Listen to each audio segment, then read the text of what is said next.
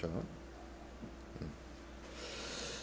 자, 그래서 지난 시간에 뭐 중거법과 관련된 이야기들을 쭉 했어요. 중거법 어렵습니다. 그 중거법이 어려운 이유가 여러분들 느끼기에 어려운 이유가 난 그거라고 생각해요. 정답이 없어요. 교수님이 뭐 1시간 동안 뭐 사전 제작 영상에서 엄청 떠들어댔는데 다 듣고 나서 결론 케이스 바이 케이스고 그 케이스 바이 케이스로 다투기 싫으면 미리 사전에 정해라. 이게 정답입니다. 그러니까 중거법을 다투는 어떤 카테고리 자체는 나눠보면 저쪽 법적 중거법 충돌이 있고 그거는 이제 법이 어느 법을 적용할 것이냐의 문제에 해당이 되는 것이고 그런 것들을 해결하기 위해서는 무역계약서나 일반거래조건협정서에 중거법 조항, 가버닝 로우를 만들어서 가버닝 룰을 만들든지 뭐 가버닝 클로즈를 하든지 가버닝 로우 클로즈를 만들든지 해서 중거법을 명시적으로 당사자들 간에 정하는 것이 가장 바람직하고 실질법적 중거법 조항 이런 경우에는 그것 또한 무역계약서에 미리 정하는 것이 좋습니다. 당사자들 사이에서 우리는 물품 인도와 관련해서 인커텀스를 쓰겠다. 뭐 대금 결제와 관련해서는 신용장을 쓰니까 유시비 600을 쓰겠다. 이런 식으로 지정을 해놓는 것이 가장 합리적이고 바람직하고 나중에 무역 분쟁이 발생했을 때 분쟁을 쉽게 해결할 수 있고 하는 방법이 될 수 있다. 그런 이야기를 했습니다. 그런 것들이 미리 정해놓으면 좋은데 안 정하면 미리 서로 당사자들 사이에서 정하지 않으면 이제 어떤 이슈로 넘어가냐면 가장 계약에 근접한 법이 무엇인가를 따지기 들어가야 되는데 그때 이제 그런 개념들이 등장을 했어요. 계약 이행지법이니 계약 체결지법이니 뭐 이런 얘기를 했어요. 근데 애매하다 했어요. 여러분들 그 사전 제작 영상에서도 사례를 몇 가지 얘기를 했지만 FOB라고 해서 다 뭐 손적지법을 적용하는 게 아니었고 CIF라고 해서 뭐 이행지법이고 체결지법이고 아니었어요. 이게 FOB를 하더라도 뭐 사용되는 뭐 통화가 뭐 어쨌다, 사용되는 계약서가 뭐 어쨌다, 사용되는 언어가 뭐 어쨌다 이런 거에 따라서 꼭 수출지법이 중거법이 아니게 되는 케이스와 판례들이 너무 많기 때문에 정말 케이스 바이 케이스로 가요. 그런 경우는 판사의 판단의 영역으로 넘어가 버립니다. 그렇기 때문에 사실 그렇게 돼버리면 무역계약을 하는 당사자들 입장에서 법적 안정성이 저해됩니다. 중거법이 뭐가 될지 모르는 그런 상황이 돼버려요. 그렇기 때문에 무역계약을 체결할 때 중거법을 미리 사전에 결정을 해서 중거법 조항이나 혹은 재판관할 조항이나 혹은 중재조항에 명시적으로 규정하는 것이 바람직하다. 그게 지난 시간에 수업 내용의 요약이었고 오늘 배울 내용들은 이제 청약과 승낙입니다. 청약과 승낙은 빠른 시간 안에 쑥쑥 훑고 넘어갈 거예요. 왜? 여러분들이 무역학 개론이나 상무론 시간 때 어느 정도 배웠던 개념이기 때문에 그 개념들을 계약론 시간에 체크하고 넘어간다 정도로만 알고 있으면 될 것 같아요. 그렇다고 청약과 승낙을 안 하기에는 청약과 승낙이 무역에서 차지하고 있는 의미가 좀 남달라요. 어떤 의미가 있느냐? 계약을 성립시키는 행위입니다. 청약과 승낙. 청약과 승낙을 통해서 계약이 성립이 돼요. 우리가 한 학기 동안 배우는 무역계약이 완성되는, 시작되는 효과를 발휘할 수 있도록 그 법률적 효과가 시작되는 의미가 있습니다. 자, 청약의 개념을 살펴보면 청약이란 청약하는 사람, 청약받는 사람. 이게 한자어라서 어려울 수 있는데 청약자는 청약하는 사람이고 피청약자는 청약을 당하는 사람이에요. 그래서 영어 표현으로 오퍼리 이렇게 표현을 하죠. 오퍼러가 오퍼리에게 일정한 조건으로 계약을 체결하고 싶다는 명시적, 묵시적 의사표시다. 명시적 의사표시라는 것은 서면으로 라이팅을 해서 보냈다는 거예요. 묵시적 의사표시라는 얘기는 굳이 서면으로 하지 않고 도 할 수 있다는 얘기예요. 서면으로 하지 않고 청약을 한다는 것은 뭘 의미하느냐? 전화로 할 수도 있고 뭐 구두로도 할 수 있고 뭐 이렇다는 얘기죠. 그래서 이러한 청약은 특정한 개인, 특정한 집단, 불특정 다수인을 상대로 할 수 있다. 자, 청약의 종류. 여기서 근데 한 가지 짚고 넘어갈 거는 만약에 여기서 특정 개인, 특정 집단에 하는 거는 뒤에서 얘기할 확정 청약으로 이어지고요. 불특정 다수인한테 하는 청약은 뭐예요? 청약의 유인으로 넘어갑니다. 청약의 효력과 관련해서. 자, 청약의 종류를 볼게요. 주체 기준에 따라서 나눠보면 물건 팔겠다는 사람의 의지 아니지. 그렇죠. 헷갈리죠. 물건 팔겠다는 사람 그리고 물건 사겠다는 사람이 이 매입 청약 있죠. 매입 청약. 매도 청약 있고 매입 청약인데 제가 말하면서 헷갈렸던 게 뭐야? 이 매입 청약이 뭐예요? 사전 제작 강의 끝머리 때 잠깐 얘기했던 거. 이거 오더. 꼭 세상의 모든 계약이 오퍼, 승낙 이걸로 되는 게 아니다. 세상에 어떤 계약들은 물건 사고 싶은 사람이 오더하는 경우도 있다. 그 얘기죠. 그래서 주체 기준에 따라서 매도 청약, 매입 청약으로 나뉘어서 살펴볼 수가 있고 발행지 기준에서 국내에서 발행하는 거, 국외에서 발행하는 거. 뭐 그렇죠. 국내 거래 있을 수 있는데 여기 보면 국내 발행 청약 중에 그런 말이 있어요. 청약의 주체가 해외의 물품 공급업자 및 본사를 대리해서 국내에서 발행한 매도 청약을 말한다. 외국의 수출자를 대리해서 국내의 대리인 일명 오파상이 발행하는 물품 매도 확정서가 여기에 해당이 된다. 이게 지금은 의미가 없어요. 옛날에 근데 요 오파상이라는 얘기를 여러분들이 뭐 옛날 어른들이 하시는 말이나 이런 걸 통해서 들어본 적이 있을 텐데 지금은 오파상 의미가 없습니다. 뭐 그런 역할을 하는 사람들이 없고 오히려 전자상거래나 이런 것들이 워낙 발달해 있기 때문에 사람들이 해외 직구, 구매를 많이 하지 오파상이라는 개념이 뭔가 싶은데 좀 잠깐만 얘기해 주면 이런 거예요. 예전에 1988년도 이전에는 우리나라가 한국이죠. 한국이 수출입을 할 때 허가제였어요. 그러니까 외국에 있는 물건을 함부로 아무나 자유롭게 사올 수가 없었어요. 그 이유는 아무래도 우리가 개발도상국이었고 뭐 여러분들이 국사 시간에 배웠던 것처럼 뭐 박정희 대통령 그때 수출을 그러니까 국가가 수출을 많이 해서 경제 성장을 하고자 하는 시대였기 때문에 수입은 되도록이면 안 하려고 했어요. 특히 사치제, 소비재 일조에 있어서는. 그러면 뭐예요? 내가 어떤 외국에 있는 물건 수출하는 사람으로부터 물건을 국내로 수입해 올 수 있는 어떤 권한, 네트워크 이게 어떻게 보면 가치 있는 거다. 왜 그러니까 그 어른들 쓰는 말로 서양 물품이었다. 미제, 쉽게 말하면 미제, 일제.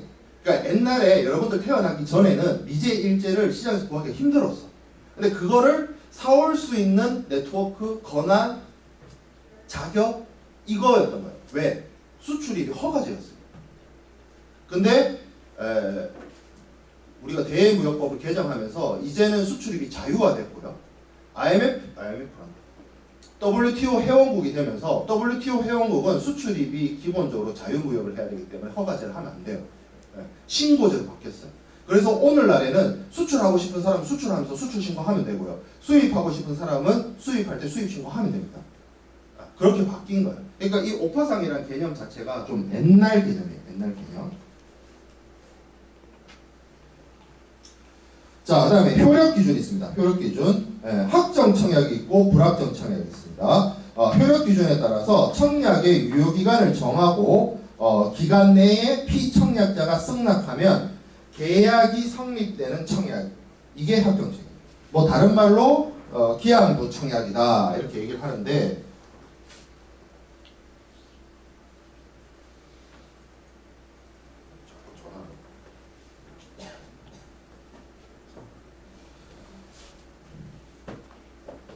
이 청약, 확정 청약은 취소 불능 청약입니다. 그리고 불확정 청약이 있습니다. 불확정 청약. 청약 시에 승낙 해답에 이게 사전적 정의입니다. 유효기간이 없고 확정적이라는 표시가 없는 청약입니다.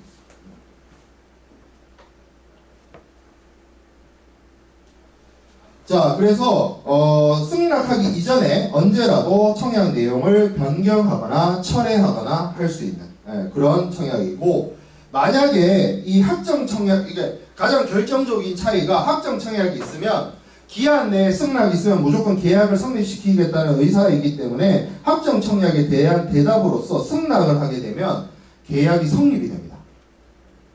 근데 불확정 청약은 내가 거기에 대한 대답으로서 승낙을 해도 계약이 성립이 되지 않아요. 그게 가장 큰 차이예요.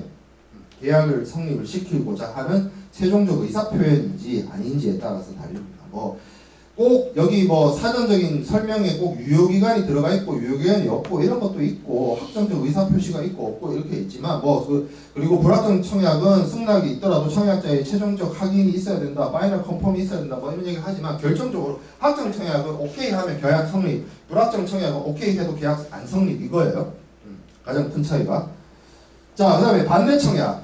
청약에 대해서 다른 얘기를 하는 거야. 확정 청약, 우리가 청약에 대해서는 이야기를 할 때 무조건적인 계약 성립의 의사표현이기 때문에 그 청약의 조건을 무조건으로 수용을 해야 됩니다. 승낙자가. 근데 조건을 읽어보니까 그 조건 내용의 일부 내용을 바꾸거나 변경하거나 새로운 조건을 추가하면 그거는 역제의가 해당합니다. 역제의. 다른 제의. 물건을 가격을 100달러에 팔겠다 했는데 100달러 너무 비싸 80달러에 팔아 라고 내가 역제의를 한 거. 그게 반대 청약. 자, 반대 청약은 역제인데 이게 어떤 의미에서 두 가지 의미를 가집니다. 반대 청약은 뭐 원래 원청약, 청약자가 한 청약의 거절임과 동시에 새로운 청약을 하는 반대 청약은 그렇다. 자, 그 다음에 교차 청약이 있습니다. 이거는 쌍방이 동일한 내용을 동시에 청약한 거.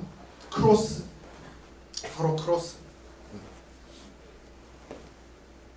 근데 교차 청약은 서로의 의사가 같은 의사잖아. 서로 근데 청약과 승낙을 한 건 아니지만 서로 같은 의사를 보냈기 때문에 뭐 이런 표현이 있어요. 우리나라에는 계약이 성립된 걸로 보고 영미법에는 계약이 성립되지 않는다라고 본다라고 하는데 뭐 그런 차이가 있다는 거죠. 근데 뭐 이런 일이 뭐 그렇게 많이 일어나겠어요. 자, 그 다음에 조건부 청약입니다. 조건부 청약. 청약자의 청약 내용에 어떤 조건이나 단서가 붙어있는 청약. 사실 이런 조건부 청약은 확정 청약이라고 말하기가 애매하긴 해요. 물론 그 사안을 뒤집어 봐야 되겠지만, 살펴보고 뒤집어 봐야 되겠지만, 조건부, 그러니까 원래 청약의 개념이 무조건적이어야 하는데 조건을 달아놨다는 거예요. 뭘 성취를 해야 된다든지 뭘 해줘야 된다든지 뭐 그런 게 있기 때문에 반대 계약이 있다든지 뭐 상계 거래가 걸려 있다든지 뭐 이런 것이 있기 때문에 이거는 엄밀한 의미에서 불확정 청약에 속하고 뭐 넓게 봐서는 청약의 유인으로도 볼 수 있다. 자, 그 다음에 청약과 청약의 유인이 있습니다. 많이 들어봤던 얘기죠. 상무로 시간에도 들어봤던 얘기고 계약론 시간에도 무역학 개론에도 들어봤던 이야기일 텐데 청약과 청약의 유인은 비슷하지만 달라요. 앞서 제가 청약을 설명을 할 때 요 얘기를 했죠. 특정 개인, 특정 집단을 향하는 거는 확정 청약으로 가는 거고 불특정 다수인한테 가는 거는 뭐다? 청약의 유인으로 간다라는 거죠. 그래서 청약의 유인이라고 하는 거는 상대방이 승낙을 해도 청약자의 확인이 있어야 됩니다. 계약이 성립이 안 돼요. 그래서 이 청약의 유인을 여러분들이 좀 쉽게 이해를 하면 대표적으로 어떤 것들이 있느냐? 광고, 카탈로그, 그죠? 유인물, 전단지 이런 것들이 청약의 유인입니다. 청약의 그러니까 여러분들 이마트 같은 데서 혹은 롯데마트 이런 데서 뭐 할인한다고 이런 게 카탈로그 같은 거 뿌리잖아. 불특정 다수한테 쭉 뿌리죠. 아니면 TV에 커머셜한 그 필름이 있잖아. CF. 거기서 유명 연예인들이 입고 나와가지고 혹은 착용하고 나서 아니면 먹으면서 먹었는지 안 먹었는지 알 수는 없지만 그걸 이제 선전을 하죠. 그래서 그걸 보고 사람들이 구매를 하도록 유도하는 거죠. 근데 이런 거지. 예를 들어서 장민호가 나와서 하이든인가 노래밖에 생각이 안 나. 나 그게 무슨 양인지 잘 모르겠어. 아무튼 장민호가 선전을 해. 그러면 그 장민호 팬들이 사겠다라고 얘기하는데 그게 구매가 아니죠. 살려면 어떻게 해야 돼? 약국을 가야죠. 약국을 가서 뭐라고 하겠어요? 장민호가 선전하는 거 주세요 라고 하겠지. 그렇게 해야 구매가 이루어집니다. 그러니까 그거는 똑같은 거래 제의잖아. 물건 사세요라는 거래 제의지만 청약은 구체적으로 내가 누구를 딱 찍어서 저 사람한테 이거를 얼마에 언제까지 어느 가격에 뭐 어떻게 해서 계약의 세부적인 조항을 넣고 조건을 넣어서 구매 제의를 하는 것이고 판매 제의를 하는 것이고 청약의 유인은 물건 사세요다. 자, 그러면 우리가 봐야 될 거는 확정 청약이니까 확정 청약에 대해서 봅시다. 효력 발생 시기. 청약의 효력 발생은 도달주의가 원칙입니다. 도달주의가 원칙. 그렇죠? 청약은 피청약자에게 도달할 때까지는 효력이 발생되지 않는다. 그렇죠? 도달해야 된다. 도달해야 된다는 말은 도달 안 하면 배달 사고다. 이 뜻도 돼요. 내가 보냈어도 저쪽에 닿지 않으면 안 보낸 거하고 똑같다. 도달해야 된다. 도달해야 효력이 있다는 그 말은. 그죠? 그렇죠. 그래서 청약의 불착, 연착 이거에 대해서 발생하는 내가 보낸 청약이 상대방에 닿지 않았을 때 생겨나는 불이익은 청약자가 집니다. 왜? 닿지 않았으니까. 자, 그 다음에 유효기간이 있을 수 있어요. 확정 청약에. 유효기간이 있으면 유효기간 안에 상대방의 승낙이 있어야 돼요. 근데 유효기간이 없으면 합리적인 기간 안에 유효기간으로 간주해서 그 합리적인 기간 안에 상대방의 승낙이 있어야만 계약 성립이 이루어집니다. 합리적인 기간이 얼마 정도의 기간이냐? 그거는 케이스 바이 케이스. 주변의 상황이나 간행에 따라 결정돼야 되는 문제예요.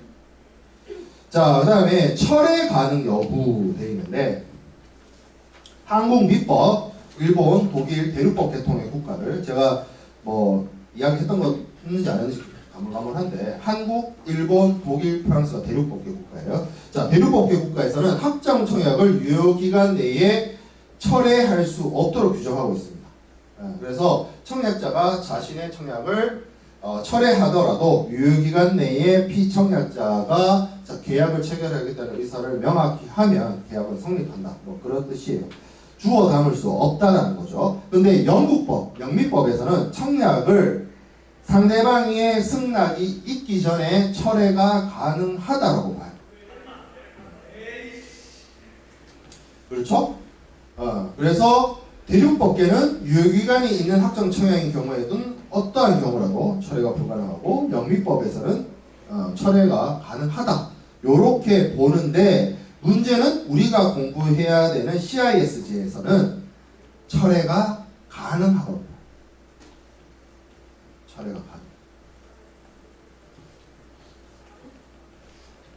물론 전제는 있어요. 그러니까 일반론이 있고 예외적인 상황, 일반적인 상황이 있고 특별한 케이스 이렇게 나눠서 생각을 할 때 CISG가 바라볼 때 일반적으로는 철회 가능하다. 그러니까 청약을 철회 가능하다라고 보는데 승낙이 있기 전이라면 근데 만약에 유효기간이 있구나 그 청약에 확정적 의사표시가 있으면 철회 불능이라고 규정을 하고 있습니다.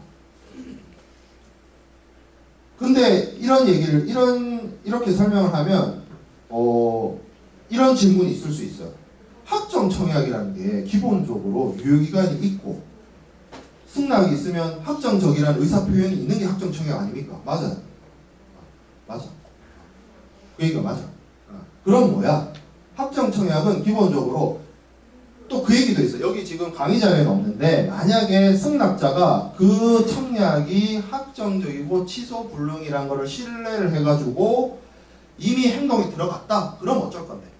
네, 그러면 철회 못한다. 이런 이야기도 CISG에 규정이 있거든요. 네, 그래서 청약을 철회하는 거는 쉽지 않다. 실무적으로. 근데 우리가 뒤에서 가서 CISG 공부할 때 보겠습니다만 CISG에 withdrawal이라는 철회할 수 있는 것에 대해서 설명을 하고 있어요. 그거는 그때 CISG 공부할 때 다시 한번 얘기하도록 하겠습니다. 자, 그 다음에 청약의 소력 소멸. 청약을 철회. 앞서 제가 이 청약의 철회라는 게 쉽지 않다라고 얘기를 했는데 철회가 만일 가능하다면 철회 통지도 똑같이 의사표현이기 때문에 도달주의를 하고 있고 피청약자한테 철회의 의사가 전달이 되면 철회할 수 있습니다. 할 수 있는 상황에서 철회 의사를 던지면 할 수는 있다. 근데 복잡하다, 어렵다, 쉽지 않다 이런 얘기를 분명히 제가 얘기를 했고 청약을 유효하게 철회하기 위해서는 철회의 통지를 승낙 통지 발신 전에 계약 체결을 하고자 하는 의사 표현을 전달하기 전에 피청약자에게 도달할 필요가 있다. 자, 그래서 사실 이거는 뭐 뒤에서 CISG 공부할 때 이야기를 하겠습니다만 사실 물리적으로 청약이 철회가 되려면 그 경우밖에 없어요. 우리가 앞서 뭐라고 해서 청약의 효력은 도달주의다라고 했죠. 그러니까 실질적으로 청약을 철회시키는 케이스는 이거밖에 없어. 청약을 보냈는데 피청약자가 청약을 아직 못 받았어. 그 상태에서 바로 취소, 철회 해서, 그러니까 이거는 상대방이 못 받았다는 의미는 뭐예요? 내가 처음 보낸 청약이 효력을 발생시키지 않았다는 얘기죠. 그 상태에서 내가 걷어들이게는 가능해. 근데 다 왔어. 청약의 효력이 발생했어. 앞서 얘기했던 것처럼 확정 청약이라는 게 유효기간도 있고 승낙이 있으면 무조건 계약을 성립시키겠다는 명확한 의사가 담겼죠. 청약의 효력이 발생했어. 그러면 이게 좀 곤란하다. 그래서 CISG 우리가 뒤에서 공부하겠습니다만 요거를 케이스를 두 개를 나눠요. 그래서 청약의 효력이 닿기 전에 걷어들이는 거는 철회라고 하고 닿은 다음에 걷어들이는 거는 취소로 넘어가요.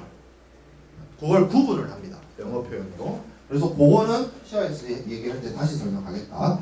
자, 영국에 뭐 사례 하나 있습니다. 10월 1일 날 카디프, 영국 웨일스에 있는 카디프. 여기 피고는 뉴욕의 원고에 대해서 천상자의 팀플레이트를 서신으로 판매 청약을 했어요. 팔겠다는 거죠. 거기에 대해서 전보로 해답을 해달라. 10월 1일날 보내놓고 10월 8일날 피고가 청약을 철회했어요. 천상자의 팀플레이트 안 판다? 라고 보냈어요. 10월 11일날 원고, 뉴욕에 있는 원고가 피고의 10월 1일자 편지를 받았어요. 그리고 즉시 승낙의 전보를 보냈습니다.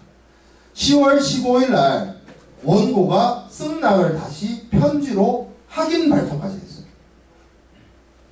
그래서 10월 20일날 피고의 10월 8일 청약 철회가 이제서야 원고한테 도착했어요. 그래서 청약의 철회는 통지가 피청약자에 도달한 때 효력이 발생한다. 판결 이렇게 됐어요. 이 얘기는 즉슨 뭐예요? 승낙을 10월 15일날 발송했잖아. 그죠? 근데 그러니까 청약의 철회가 언제 도달했어? 20일날 도달했죠. 그러면 청약의 철회가 효력이 발생시키는 건 10월 20일이에요. 그러면 10월 11일날 처음에 승낙의 전보를 보냈을 때는 청약의 철회가 도달하기 전이죠. 그러니까 계약이 유효하게 성립돼요. 그러니까 쉽지 않아요. 철회를 걷어들이는 것 자체가. 나라면 이렇게 안 했겠죠.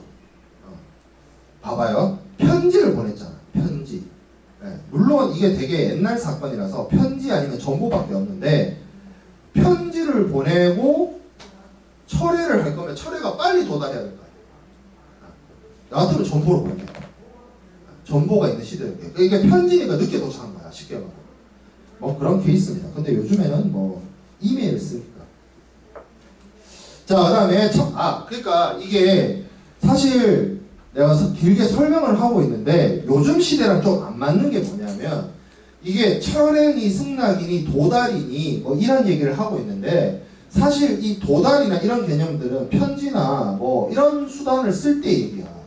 이메일 같은 건 어때요? 요즘 이메일 보내면 저장이잖아. 그러니까 내가 샌드를 누르면 바로 눈 깜짝할 사이에 인터넷 서버가 문제가 있지 않은 이상 상대방의 메일 수신 서버 들어간다고. 그러면 이게 도대체 보냄과 수신에 차이가 없어요. 갭이 없어요. 사실 이 메일이라는 표현을 쓰고 있지만 이거 거의 동시자간의 대화 수단이에요. 그런 차이점이 있어. 근데 요즘 그거 아니면은 무역 거래에서 이메일, 전화 이런 걸 많이 쓴단 말이야. 전화도 잘 안 쓰고 그냥 거의 다 이메일 보내죠. 비즈니스 관계에서. 그러면 여기서 말하는 뭐 도달주의니 뭐 유효기간이니 뭐 다 효력을 발생시키기 전에 어쩌고 저쩌고니 어떻게 보면 다 옛날 이야기일 수도 있어. 자, 청약의 거절. 청약은 피청약자에 의한 거절이 되면 효력이 소멸됩니다. 안사 이거죠. 안사. 자, 청약의 거절도 도달주의 원칙이 적용이 된다. 자, 그 다음에 유효기간 경과. 10월 1일까지 해신 주세요 했는데 기간 경과하면 당연히 효력이 상실됩니다. 당사자가 사망하면, 영미법에서는 당사자 사망하면 효력 소멸한다고 봅니다. 대륙법계는 좀 아닌 입장이에요. 자, 후발적 위법. 청약을 보낼 때는 문제가 없었는데 승낙을 하고 계약을 이행하려고 보니까, 혹은 청약을 받아서 읽어보니까 그 시점에 현행법을 위반하게 됐다. 그러면 청약의 효력은 소멸합니다. 자, 청약에 대해서 얘기했고, 승낙의 개념에 대해서 살펴보겠습니다. 승낙, 청약에 대해서 계약을 성립시킬 목적으로 피청약자가 청약자에게 행하는 확정적 의사표시다. 이거 하게 되면 계약 성립한다. 상대방은 물건을 팔겠다는 의사표현이 있었고요. 나는 물건을 사겠다는 의사가 있어요. 그러면 두 사람의 의사는 합치됐죠. 그러면 계약이 성립됐다 이거예요. 그럼 계약의 성립 시기는 언제다? 승낙이 효력 발생시키는 시기가 계약의 성립 시점입니다. 자, 승낙의 특징. 절대적이고 무조건적이에요. 조건 달면 안 돼요. 조건 달면 그거는 뭐다? 조건부 승낙이고 반대 청약입니다. 자, 청약이, 그래서 청약의 조건과 일치해야 된다. 유효기간 내에 행해져야 된다. 불요식성이 있다. 불요식성이 있다는 말은 이게 서면으로 제가 지난 시간에도 얘기를 했던 것 같은데, 불요식성이란 말은 인포멀이에요. 특별히 정해진 형식이나 양식이 없다는 얘기예요. 그러니까 불요식이란 말을 저거는 서면으로 하면 안 돼 이렇게 이해하는 게 아니라 서면으로 해도 되고, 구두로 해도 되고, 전화로 해도 되고, 이메일로 해도 되고 상관없다는 거예요. 의사 표현만 정확하게 명확하게 상대방에 닿으면 돼요. 근데 물론 뭐 그런 판례 있어요. 상대방이 이메일로 답변 주세요 라고 대답하면 이메일로 보내주고, 전화로 주세요 라고 하면 답신을 전화하면 되고, 뭐 그런 건 있지만 기본적으로는 원칙적으로는 불요식성이다. 자, 그 다음에 유효하지 않은 승낙, 거절. 쉽죠? 그렇죠? 안사. 자, 그 다음에 반대 청약. 청약의 내용을 일부 추가하거나 제한하거나 변경하거나 새로운 조건을 제시하는, 이거 역제한이라 했죠. 이거는 원청약의 거절이면서 새로운 청약. 자, 그 다음에 조건부 승낙이 있어요. 조건부 승낙. 제가 원칙적으로 청약은 무조건적이어야 한다. 청약에 뭘 가미해가지고 뭘 바꾸거나 새로운 걸 넣거나 제한을 하거나 줄이거나 늘리거나 하면 그거는 청약의 거절인과 동시에 새로운 청약이고 역제한이다 라고 했어요. 근데 세상을 너무 깝깝하게 살지 말자 이거죠. 뭐 그렇게 융통성 없이 유도리도 없이 빡빡하게 사느냐, 이런 입장이에요. 이런 입장. 그래서 조금 바꾸는 거, 사소하게 바꾸는 거, 미미하게 바꾸는 거 정도는 우리가 익스큐즈 하자. 이게 조건부 승낙의 개념입니다. 그래서 이게 CISG에도 그 정신이 담겨져 있어요. CISG 제19조에 뭐라고 되어 있냐면, 원래 청약, 오리지널 청약의 조건을 본질적으로 바꾸는 게 아니라 추가적인 혹은 다른 조건을 포함을 시키면 그거는 그냥 승낙으로 봐주자라는 얘기예요. 근데 이게 성립을 하려면 뭐가 있어야 되냐면 원청약자가 오케이가 있어야 돼요. 원청약자가 오케이 하면 사소한 변경, 미미한 변경 이거 넘어가자. 본질적으로 계약의 조건을 바꾸는 게 아니라면, 자, 그러면 여기서 하나 체크해야 될 게 본질적 조건이 뭔데? 본질적 조건을 바꾸지 않은 비본질적 조건을 바꿔도 된다는 얘기잖아. 그러면 바꾸면 안 되는 본질적 조건이 뭐가 해당이 되느냐? 대체적으로 CISG에서 그냥 뭐다라고 얘기 안 하고 예시를 들고 있어요. 예시. 어떤 예시? 가격이라든지, 대금 지급 방법이라든지, 품질이라든지, 수량이라든지, 인도 장소 시기, 이런 것, 책임 방법, 분쟁 해결 조항, 이런 것들이 계약의 본질적인 조건이다. 이런 본질적인 조건을 바꾸지 않는 한도 내에서는 사소한 비본질적 조건 변경 승낙해주자. 승낙으로 봐주자. 이런 입장이 CISG 제19조에 있습니다. 자, 그 다음에 이거는 CISG가 아니라 스미노프라는 이 무역계약 영미법의 어떤 대가 돌아가셨어요. 살아있는 사람 아닙니다. 네. 그분이 쓴 책에 있는 이야기인데 이분이 보시기에 다음 변경된 조건들이 계약의 일부로 되고 계약은 성립된 것으로 간주하자 이런 겁니다. 뭐냐? 청약 조건에 대한 승낙을 명시적으로 제한하지 않는 경우. 이건 뭐 그런 거죠. 당연히 청약에서 시작된 거니까. 자, 두 번째가 그거죠. CISG 입장이죠. 변경된 조건들이 본질적으로 청약의 조건을 변경하지 않는 경우. 그리고 세 번째도 CISG 제19조에 있습니다. 청약자가 이거를 문제에서 안 삼으면 그냥 넘어가자. 그래서 조건부 승낙이라고 하는 거는 이 CISG 규정도 그렇고 이 조건부 승낙과 관련된 법리에서도 그렇고 본질적으로 변경이 없는 경우 한도 내에서 어느 정도 인정이 된다. 그렇죠? 근데 어찌됐든 이 사소한 조건 변경이라 할지라도 나중에 문제가 되면 문제가 돼요. 그렇기 때문에 사소한 조건 변경이라도 사실은 명확하게 해두는 것이 바람직합니다. 계약서에 그 내용을 반드시 포함시키든지 뭐 해서 사후에 분쟁을 예비하는 것이 바람직해요. 자, 그 다음에 애매한 승낙이 있습니다. 애매한 승낙. 이게 승낙을 한 것인지 안 한 것인지 그죠? 대표적으로 뭐가 있었어요? 사례 있었죠. 우리 지난 시간에 피어리스. 배가 똑같은 배가 이 똑같은 이름의 배가 두 개 있는데 10월에 있는 배야 12월에 있는 배야. 애매해. 승낙한 거야 만 거야. 그죠? 그런 것들은 다 뭐예요? 불완전하게요. 명확히 상호 간의 의사 표현이 합치돼서 계약이 성립돼야 되는데 애매해. 긴 것 같기도 하고 아닌 것 같기도 하고. 그러면 계약 성립이 되지 않은 걸로 보는 경우가 있습니다.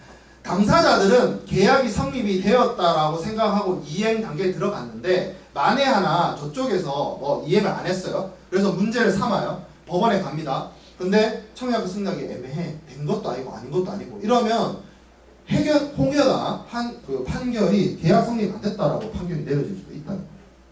그런 것들은 분쟁을 미연에 방지하는 차원에서 사전에 명확하게 해두는 것이 바람직합니다. 자, 승낙 방법과 효력 발생 시기. 승낙 방법. 만약에 방법이 정해져 있으면 그 방법으로 하면 돼요. 근데 안 정해져 있으면 아무거나 하면 됩니다. 그래서 원칙적으로는 뭐예요? 불요식이 맞아요. 불요식성이 있습니다. 하지만 당사자 자치 원칙에 따라서 당사자들이 야, 우리는 이메일이 편하니까 이메일로 답신 줘라고 청약자가 청약서에 넣었어. 청약의 내용에 그렇게 박아 넣었어. 네가 답변을 줄 거면 여기 이메일로 보내줘. 담당자 이메일 적어놨어. 그러면 그 이메일로 보내는 게 맞잖아. 타당하잖아. 굳이 이메일 주소 딱 적어가지고 여기 이메일 보내주세요라는 거 적어놨는데 전화를 건다거나 편지를 쓴다거나 그거 좀 말이 안 되잖아. 그죠? 네, 그래서 정해진 방법이 있으면 그 방법으로 하면 되고 정해진 방법이 없으면 편한 방법으로 가능한 방법. 자, 그 다음에 침묵에 의한 승낙. 침묵에 의한 승낙은 계약 성립 대상입니다. 내 마음 굳이 표현하지 않아도 눈빛으로 알겠지. 말이 안 되죠. 뭐 텔레파시를 쓴 것 같다. 네 마음이 내 마음. 뭐 안 돼. 그런 거 안 돼. 그 눈빛으로 말을 했다. 무슨 사이비도 아니고 사이비 종교도 아니고. 근데 나는 승낙의 의사 표현을 눈빛으로 보냈다. 말이 안 돼. 말을 해야 돼. 말. 적어주든지 말을 하든지 메일을 보내든지. 그러니까 내 마음을 텔레파시로 보내서 내 마음을 받아봐 뭐 이러면서 텔레파시 쏘고 말이 안 되는 거야. 이거 다 안 되는 거야. 근데 그거는 돼요. 뒤에서 얘기를 하겠지만 행동을 해. 액션을 한다. 액션은 승낙됩니다. 승낙으로 봐줘요. 그러니까 텔레파시를 쏜다거나 눈빛을 쏜다거나 침묵을 한다거나 이건 승낙이 다 아닌데 그냥 말도 없이 그냥 뭐 돈부터 쏜다든지 물건부터 보낸다든지 행동으로 하는 거는 인정해준다. 자, 그 다음에 승낙의 효력 발생 시기. 원칙적으로 계약은 피청약자가 청약자의 승낙을 승낙함으로써 성립합니다. 그렇죠? 네. 그래서 승낙을 그러면 어느 시점, 승낙을 하면 계약이 성립되는데 그 승낙의 시점이 어느 시점이냐에 이슈가 있어요. 승낙하는 사람이 보낼 때 효력이 발생하느냐, 승낙의 의사표현이 상대방에 닿으면 성립하느냐, 그리고 세 번째 요지주의가 있는데 인식이에요. 인식. 승낙을 받은 사람이 읽어보면 승낙을 하느냐 이거예요.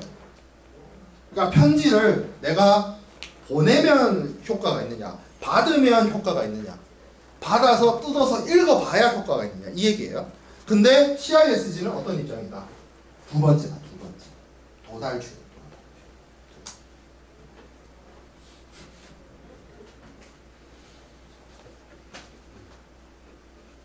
그렇죠? 승낙의 효력 발생 시기.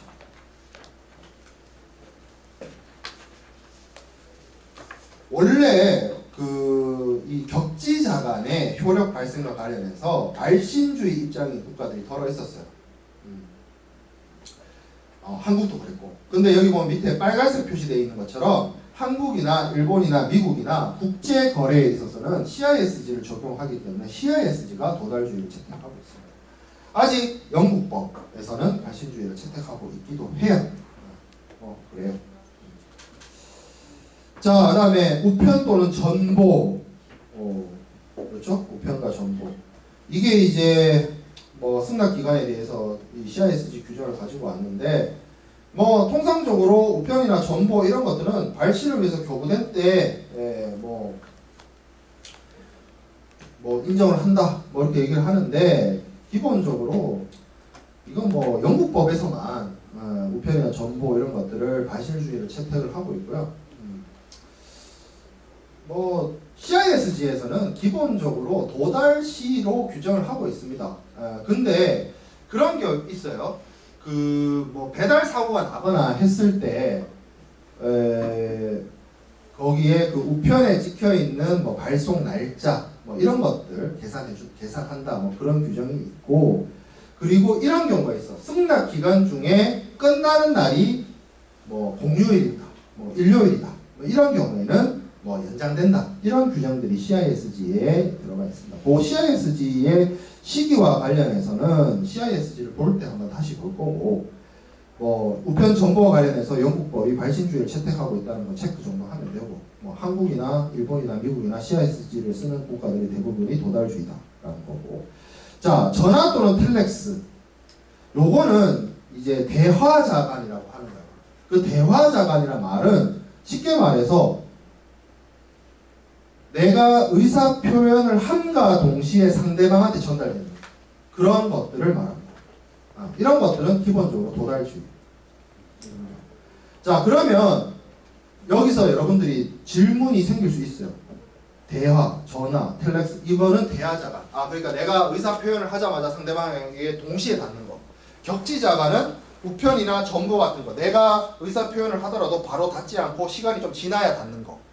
그렇게 구분해서 보고, 옛날에는 이게 발신주의. 왜냐면 내가 보내는 순간부터 걸리는 시간이 있으니까 보내는 순간이 효력 발생 시기라고 보는 입장이 있었는데 CISG 때문에 다 도달주의로 바뀌었고 영국법만 남아있다. 이 정도로 체크하고 넘어가면 너무 좀 그렇죠. 여기서 한번 생각해 볼게. 대화, 전화, 텔렉스, 우편, 정보가 있는데 이메일, 요즘 많이 쓰는 메신저는 어디에 해당되느냐를 생각해 보죠. 규정이 없습니까? 라고 물으면 규정이 없어요. CISG가 1980년에 법을 이거를 제정을 할 준비를 해가지고 88년에 발효됐어요. 88 올림픽 있던 해에 발효됐어. 88 올림픽 있던 해 이메일 없었어요. 그러니까 만들 때부터 그 당시에 무역의 정보통신 수단은 이것밖에 없었어. 88년도에. 그러면 이메일이 나오고 이런 시대인데 CISG 개정을 하면 되지 않습니까? CISG를 개정을 한다는 거는 전 세계 100여 개 국가들이 발효하고 있는 CISG를 수정을 한다, 재협정을 한다, 쉽지 않아요. 그 쉬운 문제 아닙니다. WTO 협정 체결하는데도 수십 년, 20몇 년이 걸렸는데 CISG를 개정한다? 이거 쉽지 않습니다. 엄두도 안 나는 일이에요. 근데 추측해 볼 수는 있어. 이메일 같은 수단. 이메일도 어떻게 보면 내가 의사 표현을 함과 동시에 거의 상대방한테 보내지죠. 그래서 대하자 간으로 봐야 되지 않냐라는 입장이 지배적입니다. 지배적이라고 했어. 그렇다라고 얘기 안 하고. 뭔 말이에요? 왜? 법 규정이 없으니까 내가 장담을 못한다. 근데 대체적으로 대하자 간으로 보는 입장이에요. 대체적으로. 자, 그 다음에 승낙 통지의 불착과 연착. 승낙 통지가 청약자에게 도착하지 않거나 늦게 도착하면 이거 어떡할 거예요? 일반적으로 승낙의 의사표시는 대하자 간인 경우에는 도달주의 원칙이 적용이 되어서 큰 문제가 없는데 발신주의를 채택하는 경우에는 조금 문제가 될 수 있어요. 하지만 우리는 영국에 살고 있는 것도 아니기 때문에 크게 고민할 필요가 없습니다. 왜? CISG가 도달주의를 채택하고 있습니다. 그래서 승낙이 쉽게 말하면 CISG가 도달주의를 채택하고 있다. 승낙의 효력과 관련해서 CISG가 도달주의를 채택하고 있다는 말은 쉽게 얘기하면 배달 사고가 나면 책임 안 진다는 거야. 불착이나 연착에 오는 불이익을 피청약자가 부담한다는 거야. 왜? 피청약자가 승낙을 하잖아요. 도달해야 되잖아. 근데 보냈는데 배달 사고가 났어. 도달 안 한 거죠.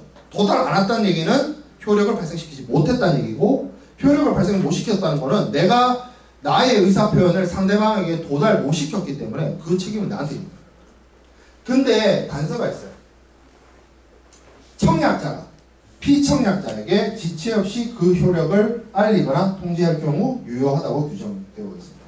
뭐 배달 사고가 났거나 늦게 도착했거나 그런 것들을 그런 경우에 당사자들을 보호하기 위한 조치인데, 쉽게 생각해서 이거예요. 피청약자가 청약자한테 승낙을 보내요. 우편으로 왜 보냈는지는 모르겠지만 어쨌든 보내요. 가다가 배달 사고가 났거나 늦게 도착해요. 그러면 CISG는 도달주의를 채택하고 있기 때문에 도달 안 했다, 효력 발생 못 시켰다, 그 피청약자 계약 성립 안 된다, 네가 책임져인데, 그 늦게 온 승낙의 의사표현을 받아본, 읽어본 청약자가 늦게 왔지만 오케이 라면 문제 없다, 이게 얘기예요. 앞뒤 설명을 다 붙이면. 근데 중요한 건 뭐예요? 이거는 격지자간이잖아. 격지자간, 대하자간, 이메일, 대하, 구두, 전화, 어차피 내가 말하는 순간, 이메일 보내는 순간 상대방한테 닿잖아. 그죠? 그럼 바로 효력 발생이죠. 그러니까 크게 문제가 될 건 없어요. 오늘날. 자, 전자계약의 유효성. 전자상거래란 일반적으로 상거래의 교섭, 성립, 이행 이런 것들을 컴퓨터나 네트워크나 인터넷을 이용해서 하는 거래. 사실상 요즘에 모든 거래들이 다 전자상거래죠. 그렇죠? 넓게 봤을 때 뭐 인터넷 상거래, 전자문서교환, 전자우편 뭐 이런 것들, 오늘날 사용하는 모든 전자적 거래 활동이 전자계약이죠. 자, 그래서 대체적으로 많이 여러분들이 하는 게 인터넷상의 웹페이지나 쇼핑몰에서 이루어지는 계약. 여러분들 중에 82명 중에 분명 오늘 아침에 수업 오기 전에 인터넷 쇼핑몰에서 뭘 사고 온 사람이 분명히 있을 거야. 그렇지 않아? 그렇죠? 네. 그래서 그것 또한 인터넷상으로 이루어지는 계약이다. 그래서 고객이 당해 쇼핑몰에서 상품에 대한 광고나 뭐 이런 카탈로그나 상품에 대한 뭐 사진이나 구매 후기나 이런 거 보고 뭐 클릭 결제, 그래서 뭐 계약 성립. 그러니까 이거는 뭐 청약과 승낙 이런 거 없이 그냥 클릭하면 계약 성립돼요. 자, 이메일을 통해서 이루어지는 계약. 당사자 간의 확정 청약의 내용을 이메일로 담아가지고 이메일로 청약을 하고, 그러면 거기에 대한 상대방은 이메일로 승낙을 하고, 계약 성립. 자, EDI가 있는데, EDI라고 하는 말은 사실 많이 안 써요. 한국은 많이 안 씁니다. 뭐 이게 쉽게 말하면 전자적 데이터 교환 뭐 이런 뜻인데, 이거는 인터넷이 발달되기 이전에 사용됐던 수단이고, 여러분들이 생각하기에는 인터넷보다는 인트라넷에 가까운 개념이에요. EDI 같은 경우는. 근데 그래서 특정인들 사이에 그 폐쇄망 속에서 전자적인 방식으로 텍스트를 보내거나 의사표현을 보내서 데이터를 보내서 거래를 성립하는. 뭐 어쨌든 이것 또한 그런 메시지의 교환에 의해서 개별적인 계약이 성립되어질 수 있습니다. 사실 EDI는 인트라넷 개념이니까 폐쇄망을 이용한 거래 방식이니까 뭐 잘 안 이용된다라고 치고, 이메일을 통해서 거래를 성립시키는 게 요즘에 대부분 무역 계약들이 거의 다 이루어지는 방식이죠. 근데 EDI 같은 경우에 그런 건 있어요. 이게 보안 때문에 기업들 중에 그런 게 있어. 사내망 있죠. 삼성이면 삼성 안에서만 쓰는 네트워크, LG면 LG 안에서만 쓰는 네트워크. 그런 거는 있을 수 있어. 삼성 자회사, 모회사 간의 거래라든지. 그런 한정적인, 그러니까 요거는 인터넷 기반으로 이메일 주고받는 걸 말하고, 이 밑에 EDI는 쉽게 말하면 폐쇄망, 자기들끼리 네트워크를 써서 주고받는 걸 말해요. 그렇게 이해하면 됩니다.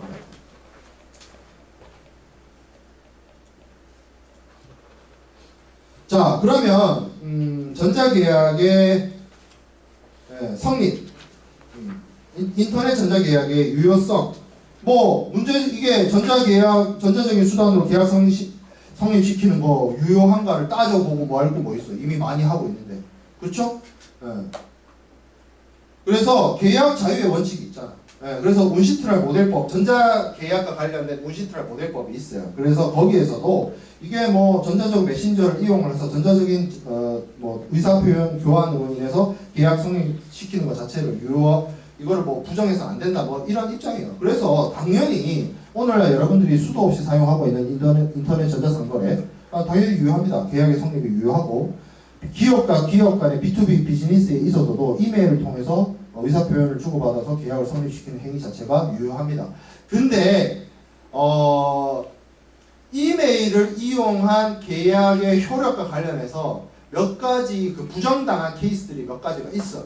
판례나 이런 거 보면. 근데 이거는 연구사항이에요. 뭐 예를 들어서 계약 조건에 반드시 서면 계약을 한다라는 뭐 전제 조건이 달려 있는데 이메일로 의사표현을 했다든지 뭐 그렇게 되면 이게 이제 복잡한 문제로 넘어가서 보통 다툼을 해야 되는데, 이메일을 통한 전자적 계약의 의사표현을 주고받는 것에 대해서 뭐 제약 조항이 없다든지 뭐 그러면 이걸 문제 삼기가 어렵습니다. 왜냐하면 당사자들이 그렇게 하겠다 그러고 합의한 거고 그렇게 한 거니까. 자, 그래서 전자계약의 성립과 관련해서는 우리가 기본적으로 살펴봐야 될 게 계약의 성립 시기에 대해서 대하자간, 도달주의, 뭐 격지자간, 발신주의, 뭐 이런 입장, CISG는 전부 다 도달주의, 뭐 이런 입장이었죠. 근데 제가 앞에서도 여러분들한테 얘기했던 것처럼 전자계약이라고 하는 것이 이게 대하자간인지 격지자간인지 문제가 발생할 수 있다는 거죠. 근데 뭐예요?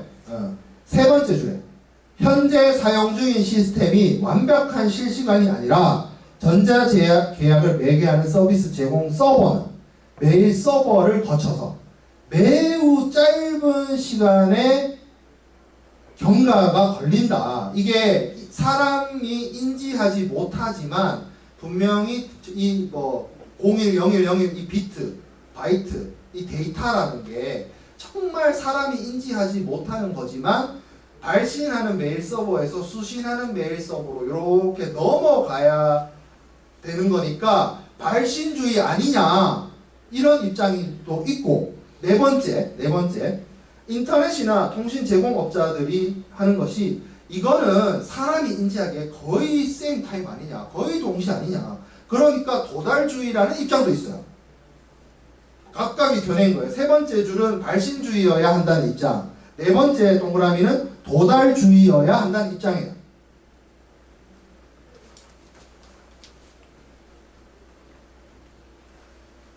그렇죠? 근데 여기에 대해서 제가 말했죠. CISG는 이거 협약 자체가 UN 회원국들 수백 개는 아니지, 100여 개 국가들이 가입해 있기 때문에 이걸 바꾸기가 너무 힘들어. 쉽지 않아요. 근데 미국 통일상법전 이거는 미국 법이잖아요. UCC는. 그래서 UCC에서 뭐라고 되어 있냐면 전자거래에 있어서의 계약 성립은 도달주의다 라는 입장이 있어요. 미국. 그리고 기본적으로 CISG 자체가 대하자간이든 격지자간이든 뭔 입장이에요? CISG가 도달주의 입장이에요. 도달주의. 그래서 이메일을 도달주의로 봅니다. 이메일. 네. 그런 게 대체적으로 본다. 그게 결론이야, 결론. 근데 세 번째나 네 번째 요 동그라미가 서로 다른 입장을 그렇잖아. 이메일이란 게 여러분들이 컴퓨터 공학과는 아니더라도 분명히 송신 서버에서 수신 서버로 넘어가는 거니까 편지다. 근데 이게 너무 짧은 시간이 걸리니까 same time이다. 뭐 이렇게 바라보는 입장이 있을 수 있다.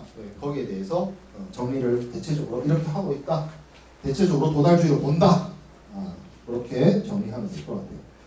자, 그 다음에 전자계약의 성립과 관련해서 이슈가 되는 게 이제 결국에는 이제 이 전자계약이나 전자메시지 같은 경우에는 보안 문제가 있습니다.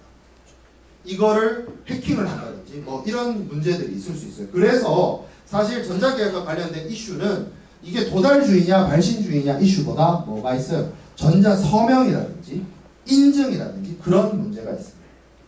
그래서 전자인증을 요구하기도 하고 전자서명을 요구하기도 하고 그리고 국제무역에 있어서는 어떤 특정한 국가의 전자인증을 상대방 국가에서 인정할 것이냐 말 것이냐 뭐 그런 이슈도 있고 그래서 이게 전자인증과 관련해서 많은 이슈가 있었는데 한국의 경우에 무슨 문제가 있었어요? 공인인증서 지겨운 공인인증서 그런 문제가 있었죠. 근데 국제거래에서는 사실 이 전자인증이 크게 여기 강의 자료상에는 크게 문제되는 것처럼 써놨는데 문제가 또 안 돼요. 왜? 어차피 결정적으로 결제를 할 때는 결제 수단을 이용하죠. 그러면 결제 수단을 뭘 이용하면 돼? 공신력 있는 결제 수단을 이용하면 되잖아. 대표적으로 페이팔이라든지 뭐 그런 거 이용하면 되니까 크게 문제될 건 없다.